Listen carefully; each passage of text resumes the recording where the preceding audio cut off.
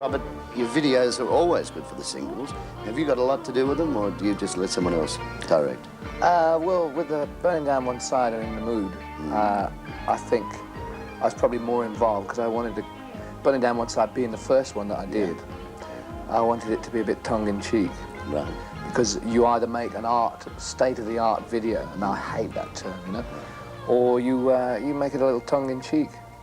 Big Log, on the other hand, was more of a kind of an attempt to be, I think Big Log is quite a serious song, and I wanted to portray it in a serious, cinemascopic manner. Right. So I left that more to the director and just put in a few ideas here and there. Have you got things in the future you want to do in video that you... Well, they're all relative to whatever I consider should be a single, and I've never been a singles merchant, really. No. So it depends on what comes up. I mean, if it's a really good song, then I shall get stuck into it with a lot of enthusiasm. But I don't see it as being my forte to start planning like become that. a director or whatever. Oh yeah, I wouldn't mind, because I mean, you don't want some guy who's just met you coming in and telling you how you should be seen or how your song should be portrayed. Although that is the case a lot of the time these days. Away from that, Phil Collins, how long have you known him? How did you meet? Well, when I started the idea of making pictures at 11, it was all very tentative in the beginning. It was like add a little bit of that and a little bit of that, bring that guy in, that guy in, and I realised that I needed a dynamic, original sounding drummer because I'm pretty intent on what I want to do. But I didn't know Phil. I just knew that he'd been a big fan of Led Zeppelin. I had been too, actually, and so I spoke to the record company and they said, oh, he's quite an approachable guy. He's short but approachable. Right. I'd give him a ring, so I rang him up and he said he couldn't do it. So I rang him again and told him he really ought to do it. And he did? And he did, yeah. And he also toured America with you? Yeah. So the guys that you've got with you this time, outside of Phil, who isn't here, they worked on your albums and such. Where did you find them? Where did they come from? Robbie had been an old pal of mine for a long time. He'd done a lot of work around the world. Right.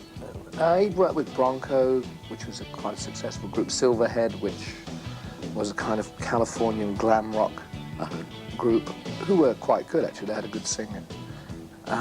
Chicken Shack, who were a blues band. Right. He'd done a lot of travelling around, and I had too, and we used to get together at the end of our respective travels and sit down and sort of toss over experiences and pretend when we got back to the village that it was all hard work. And we were probably the only two guys in the pub who had a twinkle in our eyes. Right. It was inevitable sooner or later that we should, under the circumstances, that we should do something, you know. The others? Paul Martinez, the bass player, was a friend of Robbie's who he'd worked with before, who he suggested. And we came across Jez Woodruff, who owned a music store. I went in there trying to get something for nothing and came out with him. So you did, you succeeded. Yeah. Okay, so what does Robert Plant do in his spare time? I do like playing tennis, and I like playing squash.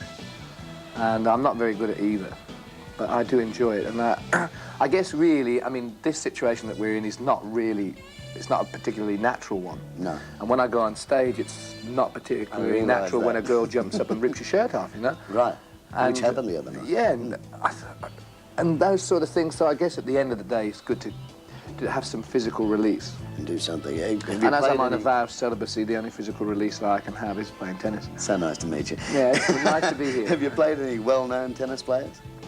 Like the McEnroe or whatever? No. You're not into that Elton John trip where he gets out and... I can't imagine the poor little fat red who never get around the court. He's played them, but he hasn't beaten them. And that was my next question. Had you beaten them? But obviously, if you haven't played them, you can't ask that one. Where do you go from here? And we'll wind it up with Big Log right after you.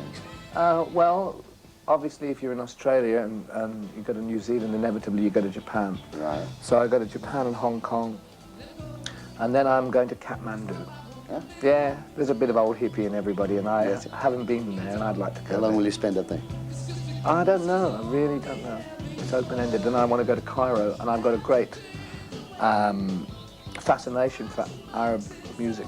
Right. I went to see Fairuz in Sydney the other night, and her orchestra and the orchestration and the mood of the thing was incredible. I really find that, although I couldn't understand a word of what she was saying, I was really taken by the whole performance, just as Japanese kids were taken by Elvis Presley or Stray Cats or Led Zeppelin years ago, you know. some music transcends language barriers and all that sort of, with its intensity. So I wish to go to Cairo to catch as much of that as I can. Well, this really isn't Arabic, but it's the biggest single you've had so far as a solo act. Let's have a look at Big Log. It's a melody of It's a beauty. It's a hit. Yes. Thanks for the chat. It's a pleasure.